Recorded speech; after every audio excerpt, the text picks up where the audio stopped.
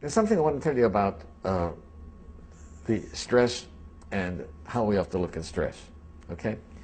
And I think it's an important thing because many people have told me from my lectures it's the one thing they remember, okay? I was sitting in a dentist's office and looked at an article that said, how do lobsters grow? Well, I don't care how lobsters grow. But I was interested in it. And it points out that a lobster is a soft, mushy animal that lives inside of a rigid shell. That rigid shell does not expand. Well, how can the lobster grow? Well, as the lobster grows, that shell becomes very confining. Right? And the lobster feels itself under pressure and uncomfortable. It goes under a rock formation to protect itself from predatory fish, casts off the shell, and produces a new one. Well, eventually, that shell becomes very uncomfortable as it grows, right? Back under the rocks. Good. And the lobster repeats this numerous times.